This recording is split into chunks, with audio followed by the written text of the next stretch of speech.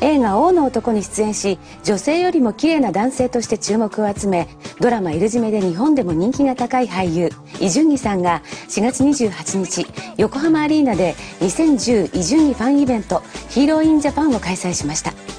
今回のイベントにはゲストにドラマ「ヒーロー」で共演したユン・ソイさんが登場。ドラマのエピソードを披露してくれました。そしてトーク中にジュンギさんはこんな可愛い表情も見せてくれたのです。どうしよう。예, 진짜 알았어요. 이게 자존심을 다 버려야 돼.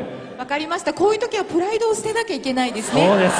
お願いします。난 미쳤다라고 생각해야 된다고. 僕はおかしくなったっていうふうな気持ちで。はい。いきますよ。하나、둘、셋。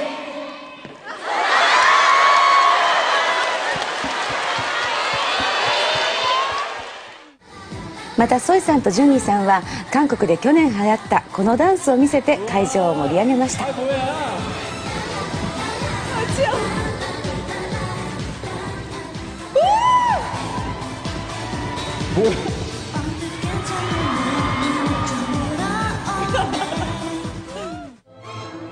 ドラマのワンシーンで踊ったタンゴも披露し、会場からは歓声が沸きました。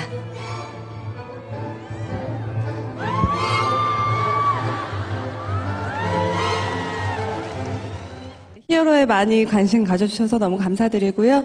오늘 이렇게 많은 관중분들 앞에서 서보기는 처음이었는데 너무 반응도 또 많이 사랑도 관심도 보여주셔서 너무 기분 좋고 또 많이 느끼고 돌아갑니다.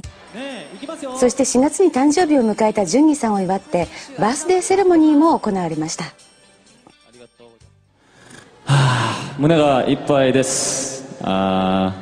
오늘 너무 행복했고요. 이렇게 많이 찾아와 주셔서 너무 감사하고 끝까지 응원해 주시고 저도 더 열심히 해야겠다는 생각 많이 합니다. 뭐라고 더 말씀드릴까요? 더 좋은 모습, 항상 밝은 모습, 멋진 모습, 성실한 모습 보여드리겠습니다.